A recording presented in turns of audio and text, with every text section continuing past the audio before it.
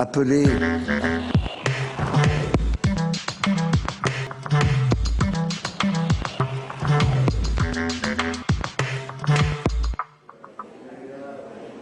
Ravi de vous retrouver sur Public Sénat et merci à vous si vous nous rejoignez. Dans un instant, nous allons prendre la direction de l'hémicycle pour suivre la suite d'un débat consacré aujourd'hui aux questions de politique étrangère. C'est un débat qui est organisé en présence de Michèle Alliot-Marie, la ministre qui focalise les critiques depuis ses propos tenus la semaine dernière à l'Assemblée nationale. La ministre, au plus fort des manifestations en Tunisie, avait proposé une coopération policière.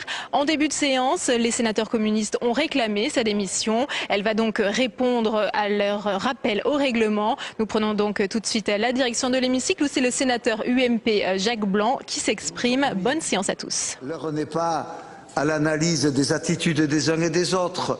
Excusez-moi, chacun sait bien ce qui s'est passé et chacun doit bien vouloir aujourd'hui que notre pays permettre que ce peuple tunisien, ami de la France, puisse bénéficier de toutes les libertés, s'organiser comme il entend, dans le respect de la démocratie.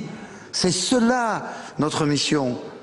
Et moi je veux voir dans ce débat la capacité pour notre Assemblée d'apporter une contribution, de même que le président du Sénat l'a fait lorsque... et j'avais le privilège de l'accompagner. Nous étions ensemble en Turquie. Le gouvernement a ses positions. La Haute Assemblée a aussi, dans le respect des positions des uns et des autres, la capacité de dire. Et je crois d'ailleurs que nous devrions revenir à la base même de cette ambition. Quand vous dites que le président de la République n'en a pas, c'est pas vrai. Je n'en retiendrai qu'une, elle est très forte, et je limiterai mon propos à l'Union pour la Méditerranée. Reprenez ces propos. Alors bien sûr que ce grand projet, cette ambition très forte, ne peut pas déboucher immédiatement sur des résultats tangibles. Est-ce que c'est la faute à la France si le problème Israël-Palestine n'est pas encore réglé? Enfin, mes chers collègues, chacun... et tous les gouvernements français, quels qu'ils soient, de droite ou de gauche, ils n'ont pas pu, quelle que soit leur volonté, modifier un certain nombre de cours des choses, même si il y a une volonté de faciliter la venue de la paix. Soyons honnêtes, les socialistes n'ont pas été meilleurs, enfin quand même. Et au moment où il y a eu la chute du mur de Berlin et la réunification allemande, on n'a pas... Non, j'ai pas dit que c'était la faute. Je dis, mes chers collègues, que l'Union pour la Méditerranée, nous devons au contraire affirmer plus que jamais une détermination pour apporter une contribution au développement économique nécessaire pour répondre à la jeunesse de la Tunisie ou de l'ensemble de la Méditerranée. Oui, à l'Union pour le Maghreb, mon cher collègue, mais enfin chacun sait bien qu'aujourd'hui, entre l'Algérie, le Maroc, la Tunisie, c'était pas évident. Et notre volonté et notre mission, c'est de favoriser ce mouvement. Moi, je crois profondément à l'Union pour la Méditerranée. Et je pense que nous devons y apporter une contribution forte, que ce soit en soutenant le gouvernement et Madame la ministre d'État, que ce soit aussi par des coopérations sous-étatiques. J'ai l'honneur d'avoir contribué un peu à ce que le Comité des régions d'Europe mette en place l'ARLEM, c'est-à-dire une association des régions et des collectivités pour le développement de la Méditerranée. À l'Assemblée de la Méditerranée, nous portons des messages. J'ai le privilège d'être rapporteur sur l'eau. C'est une question de paix ou de guerre demain. Donc, ne réglons pas des petits comptes qui n'intéressent personne, mais ayons une volonté et une ambition, celle de permettre que la France, qui est sans doute le pays aujourd'hui dans le monde qui porte avec le plus de conviction et le plus de force, un message pour la Méditerranée. Merci. Merci, mon cher collègue. La parole est à Madame Michèle Alliot-Marie, ministre d'État, ministre des Affaires étrangères et européennes. Madame la Présidente, Monsieur le Président, Mesdames et Messieurs les sénateurs, je voudrais tout d'abord saluer l'initiative prise par le Sénat sous l'impulsion du Président de Rohan d'organiser ce débat sur les questions de politique étrangère. Les interventions ont montré à la fois l'intérêt que chacun porte à ces sujets et également ont traduit la complexité des enjeux de la politique internationale. Malheureusement, il y a peu de temps que m'a-t-on dit dans lequel je peux répondre. Je vais essayer de répondre à l'essentiel des questions posées en souhaitant effectivement qu'une autre fois le débat puisse être un peu plus long. Ce que je veux dire, c'est que notre politique internationale doit s'articuler, et ce sera comme ça que je vous présenterai les choses, autour d'une part de l'urgence des crises, de la cohérence de nos engagements et de la mise en œuvre de nos ambitions pour l'avenir. En ce qui concerne les crises, bien entendu, elles dictent nos urgences. C'est d'abord la Côte d'Ivoire.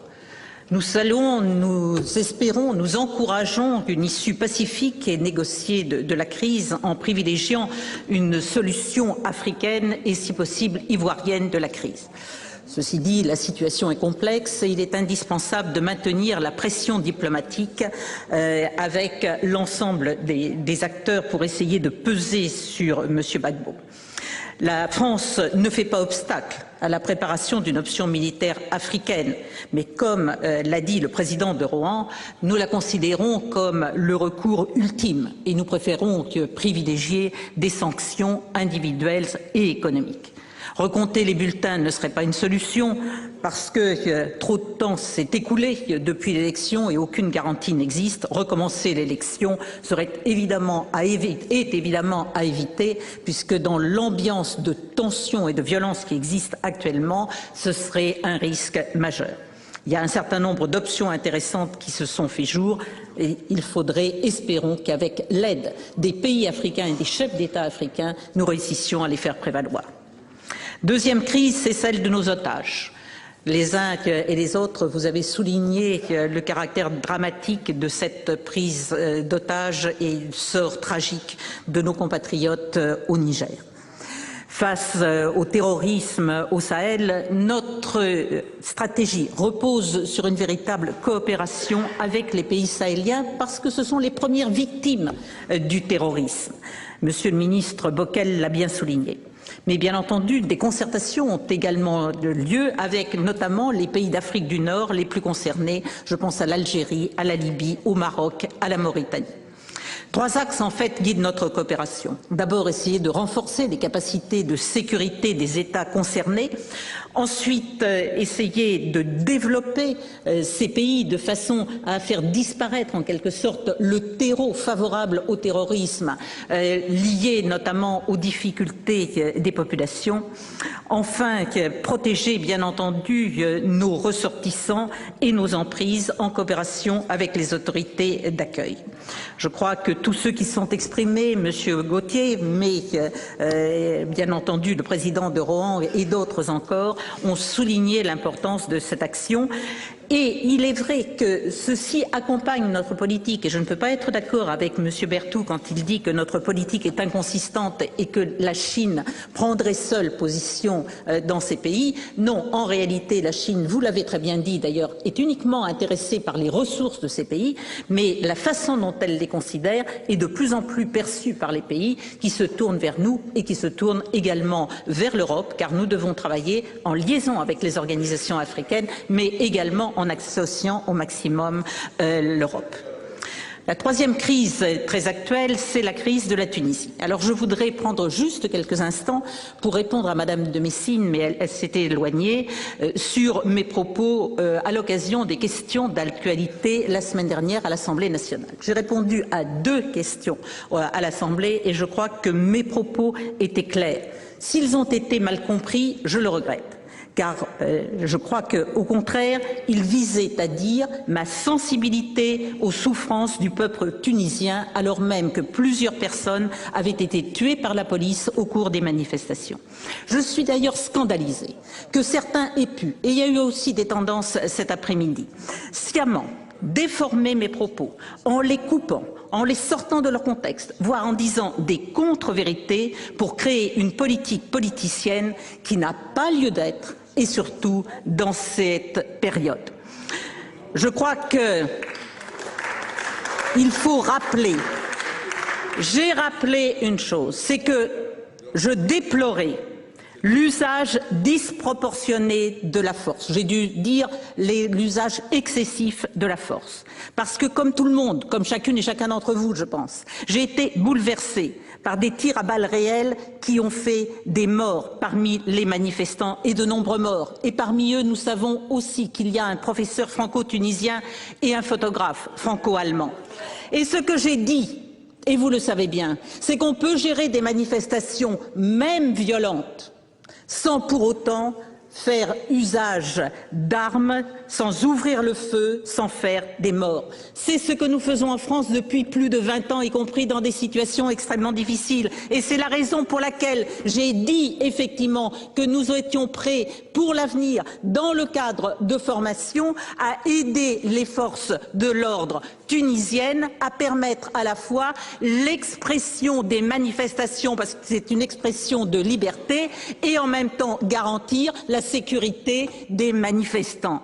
Alors effectivement, il est inenvisageable, et je tiens à le dire puisque Madame de Messine a évoqué ça, il est inenvisageable que la France prête un concours direct aux forces de l'ordre d'un autre pays. C'est contraire à nos principes, c'est contraire à nos lois. Je ne vais pas, ancien ministre de la Défense, ancien ministre de l'Intérieur et ancien ministre de la Justice, préconiser des solutions qui sont contraires à nos lois. Je les connais, les lois. J'aimerais que chacun les connaisse autant. Alors, aujourd'hui, Monsieur le Président Drouin, vous avez évoqué les voix nombreuses qui expliquent a posteriori la crise tunisienne. Je vous remercie de l'avoir fait, comme je remercie le sénateur Del Picchia de l'avoir souligné aussi. Et je vous remercie d'avoir dénoncé ceux qui prédisaient le passé. Je voudrais simplement rappeler à M. Berthoud deux dates. M. Jospin, qui en 1997 accueille M. Ben Ali à Matignon et fait l'éloge, effectivement, de la situation. Je voudrais rappeler beaucoup plus récemment M. Strauss-Kahn, qui en 2008 a fait à Tunis l'éloge, effectivement, de la réussite du pays et d'ailleurs reçu une haute décoration des mains de M. Ben Ali. Alors, je crois qu'il ne sert à rien de vouloir développer des polémiques. Je crois qu'en réalité, ce qui compte aujourd'hui dans ces moments décisifs pour l'avenir de la Tunisie, c'est que la France montre qu'elle se tient aux côtés du peuple tunisien. Nous voulons, dans toute la mesure du possible, aider un peuple ami sans pour autant interférer. Jacques Blanc a raison en la matière. Aujourd'hui, je vais simplement vous faire un point. La situation sécuritaire est contrastée en Tunisie. Il y a à la fois une reprise du travail, une reprise des approvisionnements et en même temps demeurent des pillages et des règlements de compte. Le paysage politique lui-même est mouvant puisqu'il y a eu composition d'un gouvernement d'union nationale et pour autant aujourd'hui il y a eu démission de certains des ministres de ce gouvernement. Ce gouvernement va devoir rétablir l'ordre public, convaincre de sa crédibilité, préparer surtout les élections. Car l'aspiration des Tunisiens à plus de démocratie et à plus de liberté ne pourra être satisfaite que si des élections libres sont organisées. Elle sera satisfaite également, Monsieur Pozzo di Borgo, vous avez raison, si nous savons mettre en place ce qui permettra le développement et la réponse aux aspirations économiques et sociales des Tunisiens. Et de ce point de vue, l'Union pour le Maghreb est pour chacun des pays concernés une voie qui doit effectivement se développer et se consolider. Mais les engagements de la France, mesdames et messieurs les sénateurs, s'inscrivent aussi dans la durée. dans la durée, notamment à l'égard de l'Union européenne, qui est aujourd'hui, j'ai eu l'occasion déjà de le dire, la seule réponse possible à la crise économique et également aux défis de la mondialisation. Notre première priorité va donc à la réponse globale que l'Union européenne doit apporter à la crise, avec un véritable volet de convergence en matière sociale, en matière fiscale, de réduction des écarts de compétitivité. Ce sera l'objet des prochains Conseils européens. Mais l'Union européenne doit également s'affirmer comme un acteur global et une puissance politique dans la mondialisation, Monsieur Del Picchia. Et pour développer notre influence, nous devons à la fois nous asseoir, nous appuyer plus exactement sur les nouveaux acteurs stables de l'Union européenne, la présidence et les nouveaux outils du traité de Lisbonne. Nous devons également développer la défense européenne. Notre engagement en la matière est intact et n'a pas été amoindri, mais au contraire renforcé par le retour de la France dans le commandement intégré de l'OTAN. Nous devons donc nous attacher à une réelle relance de la défense européenne autour de cette coopération et pour que cet objectif soit atteint, nous avons besoin de tous les partenaires. Vous avez, Monsieur de Rohan, particulièrement évoqué la situation au Moyen-Orient. Je pars demain faire effectivement une tournée dans les principaux pays concernés. Il est évident que l'Union européenne doit contribuer, elle aussi, aux solutions de paix. Il y a eu des tentatives américaines, comme je l'ai dit au représentant américain qui est venu me voir. Il faut désormais ouvrir effectivement et à l'Union européenne et à des pays arabes modérés les actions qui sont menées en faveur de la paix, sinon nous n'y arriverons pas. De la même façon, l'action de la France doit s'appuyer sur la création de l'Union pour la Méditerranée. Messieurs Del Picchia, Blanc et Pozzo di Borgo l'ont rappelé. L'Union pour la Méditerranée, ça demeure une priorité. Oui, c'est vrai qu'il y a des difficultés compte tenu de la situation entre Israël et la Palestine. Mais comme l'a souligné Jean-Marie Bockel, elle n'a rien perdu de son utilité et nous voyons d'ailleurs un certain nombre de choses qui aujourd'hui passent par le recentrage de l'Union pour la Méditerranée sur des sujets concrets, sur des projets concrets. Ainsi, la mise en place opérationnelle du secrétariat de l'Union pour la Méditerranée à Barcelone, l'adoption du programme de travail, l'adoption d'un budget pour 2011 constituent des signaux positifs. Le secrétariat a commencer ces travaux, notamment sur l'eau, la recherche, l'enseignement supérieur. Nous pouvons continuer dans le domaine de la protection civile et des énergies renouvelables. Le partenariat avec la Russie, Monsieur Pozzo di Borgo, peut également nous permettre de constituer un ensemble, peut-être pas un pôle intégré, mais un ensemble nous permettant de peser dans le monde. L'année croisée franco-russe a été un succès qui doit être approfondi. En ce qui concerne l'Afghanistan et le Pakistan, Monsieur Gauthier, permettez-moi, et Monsieur de Rohan, permettez-moi d'abord de vous indiquer que je suis naturellement à la disposition du Président et plus généralement du Sénat pour répondre à vos interrogations. Il serait difficile aujourd'hui, et compte tenu du temps qui m'est imparti, de répondre sur tous ces points. Un débat peut effectivement avoir lieu. Je souhaite qu'il s'organise. Je ne vais pas vous dire qu'il a à être suivi d'un vote. Je crois que ce qui est important aujourd'hui, c'est de voir quelle est la démarche, une démarche qui consiste à transférer au fur et à mesure que cela est possible l'ensemble des pouvoirs au gouvernement afghan. La situation du Pakistan s'est considérablement détériorée depuis 4 ans. Ce contexte doit nous amener à entreprendre une réflexion sur les moyens à soutenir les institutions démocratiques dans ce pays et à les renforcer. En Afrique, nous avons parlé du terrorisme, il y a malheureusement aussi la lutte contre la piraterie somalienne. De ce point de vue, l'opération navale Atlante, lancée en 2008 sur notre initiative, a permis que se réduise le nombre des actions réussies. Pour autant, les actions se multiplient et s'étendent. Il faut donc effectivement agir et notamment faire en sorte que l'impunité des pirates ne nuise pas à la crédibilité de nos actions. C'est la raison pour laquelle M. Lang a été chargé d'une mission pour faire des propositions, notamment en matière judiciaire. Mais bien entendu, notre politique en Afrique va bien au-delà, Monsieur Berthoud, des problèmes de la piraterie. Elle s'inscrit dans des lignes qui se marquent par un soutien aux organisations régionales. Ça, c'est quelque chose qui est en phase avec notre temps et non pas des actions passées qui reposaient sur une autre conception de nos rapports. C'est la réforme du dialogue entre les deux continents, c'est l'adaptation de notre dispositif de défense, c'est la mise en œuvre de coopération multidimensionnelle. Monsieur de Rohan, j'ai bien noté votre demande de débat sur la ratification des 4 accords déjà passés. Elle est parfaitement légitime. Ce sont d'ailleurs 5 accords qui ont déjà été signés, puisque se rajoute celui des Comores. Nous sommes en train de finaliser ceux avec le Sénégal et Djibouti. On pourra donc les voir ensemble, à défaut de pouvoir voir celui avec la Côte d'Ivoire, qui aujourd'hui n'est guère envisageable. Monsieur Ibrahim, les Comores sont effectivement aujourd'hui entrés dans une nouvelle phase. La France, sans avoir aucun commentaire à faire sur les personnes, félicite les candidats vainqueurs. La prise de fonction marque l'achèvement d'un processus de transition démocratique.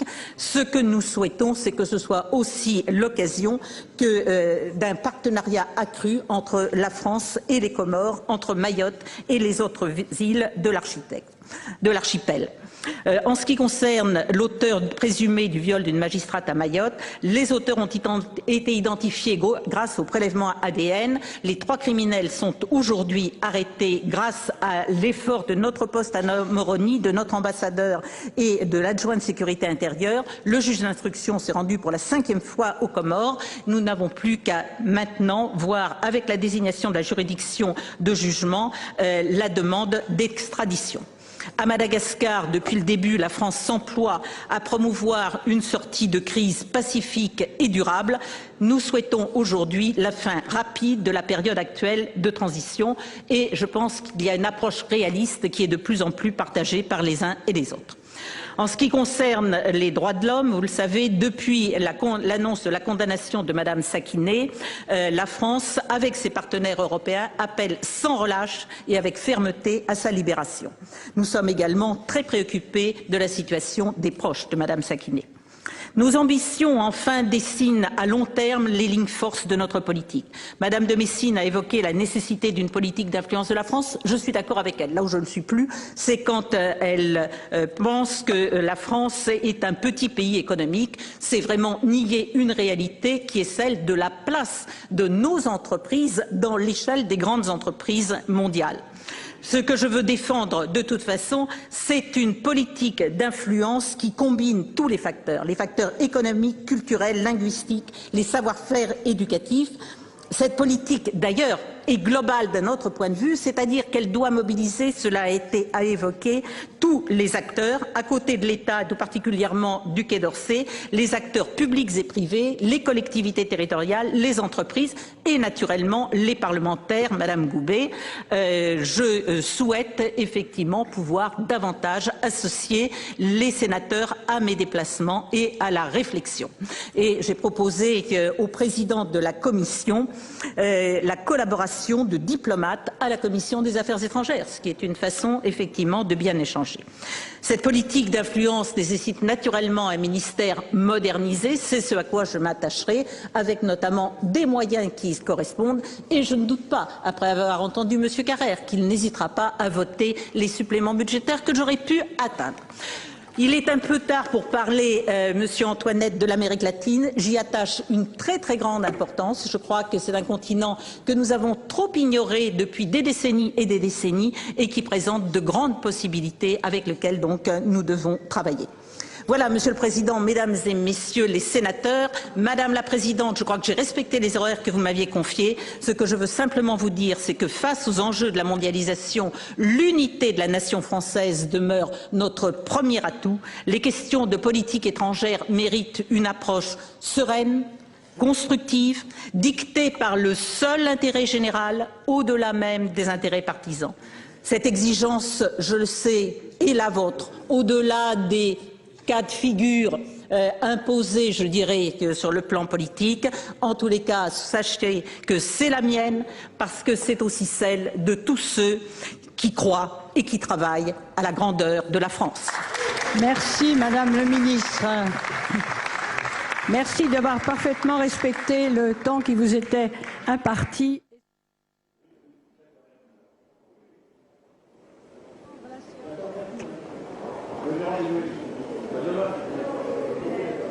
Oui, alors vous venez de suivre donc la déclaration de Michèle Alliot-Marie, la ministre, comme ce matin devant les députés, est revenue cet après-midi devant les sénateurs sur ces propos qui ont suscité la polémique. À mes côtés, pour prolonger cette discussion, Jean-Louis Carrère, sénateur socialiste des Landes. Alors Michèle Alliot-Marie a expliqué que ses propos avaient été déformés. Elle a dit qu'elle avait été scandalisée par les attaques. Est-ce qu'elle vous a convaincu? Non. Vous savez, en basque, cette façon de s'exprimer, ça s'appelle un pétio. Ça veut dire qu'elle a fait un loupé, quoi. Elle a fait un loupé, elle l'a reconnu, plus ou moins. Elle essaie de s'en défendre. Bon, prenons-en acte, mais c'est regrettable, parce que ça a montré au peuple tunisien que le gouvernement français, dans la période, n'avait qu'à lui proposer des forces de l'ordre et leur savoir-faire, alors qu'il attendait un petit peu autre chose de la France. Alors, vous avez également indiqué à Michèle Alliot-Marie que vous aviez indiqué par votre collègue Monique Cerisier-Benguigua à plusieurs reprises de la situation en Tunisie, et pourtant le gouvernement a reconnu ce matin qu'il avait été pris de court. Pourquoi le Parlement est-il tenu à l'écart des questions de politique étrangère, selon vous? Oh ben écoutez, le gouvernement est tenu à l'écart parce que ce n'est pas le ministre qui exerce les prérogatives de la politique étrangère dans notre pays. C'est le président de la République et certains de ses conseillers, dont M. Guéant, qui confisque la totalité de la politique extérieure de la France, si tant est qu'il y en ait une. Moi d'ailleurs, j'en arrive à dire et à admettre l'idée qu'il n'y a pas de politique étrangère. Monsieur Guéant et Monsieur le Président de la République réagissent au coup par coup, épousent l'événement, essaient de donner le change, mais il n'y a rien de lisible. D'ailleurs, dans ce pays, actuellement, quand on interroge les anciens ministres, ou quand on interroge très tout simplement des amis des peuples concernés, personne n'est en mesure de décrypter une vraie volonté politique et une orientation claire qui permettrait à notre peuple de se rassembler autour de choix tels que cela. Et c'est ce que j'ai demandé à la ministre d'État pour qu'enfin nous puissions avoir un débat et que le Parlement soit respecté. Parce que j'ai relu la déclaration de 2006 du président de la République qui s'est insurgé à l'époque contre M. Chirac et le domaine réservé, et qui disait que nul homme, quelle que soit sa fonction, ne devait considérer qu'il existait des domaines réservés. Appliquons-le lui à lui. Et je pense que ce sera la meilleure façon. Justement, pour reprendre la main sur ces questions de politique étrangère, vous souhaitez un débat ici au Sénat suivi d'un vote sur la présence française en Afghanistan. Visiblement, ce débat va être organisé dans les prochains mois, vous a-t-elle répondu? Oui, je pense que ce débat est nécessaire parce que depuis que messieurs Chirac, président, et Jospin, Premier ministre, avaient accepté l'envoi des troupes françaises en Afghanistan, il y a eu beaucoup de modifications. Il y a eu la réintégration dans le commandement intégré de l'OTAN, il y a eu des envois de troupes supplémentaires, il y a eu des micro-débats devant les assemblées, mais il n'y a jamais eu devant le Sénat un vrai débat d'orientation suivi d'un vote. C'est ce que j'ai demandé. Cela semble avoir été entendu, mais je ne suis pas sûr que la ministre d'État ait accédé à l'idée du vote. Je crains qu'elle se rende compte qu'un tel débat au Sénat ferait courir le risque à la majorité de devenir minoritaire, et donc je note sa prudence, je le regrette. Très bien, merci Jean-Louis Carrère d'avoir répondu aux questions de Public Sénat. Maintenant, je vais accueillir un autre sénateur UMP de Lozère, Jacques Blanc, donc, qui me rejoint en direct sur Public Sénat. Merci d'avoir répondu à notre invitation. Alors, on vient d'entendre Michèle Alliot-Marie. Elle est revenue sur ses propos qui, selon elle, ont été déformés la semaine dernière à l'Assemblée nationale. Vous parlez d'une polémique sémantique? Oui, moi je crois qu'aujourd'hui, l'heure est plutôt à affirmer la capacité des uns et des autres, quelles que soient les sensibilités, de se mobiliser pour que, dans le respect de leur capacité de décider pour eux, bien sûr, mais nous manifestions notre volonté vis-à-vis du peuple tunisien de voir cette évolution avec des chances pour la jeunesse. La France n'a pas à s'immiscer, mais la France qui a porté, le président de la République a porté l'ambition pour l'euro-méditerranée.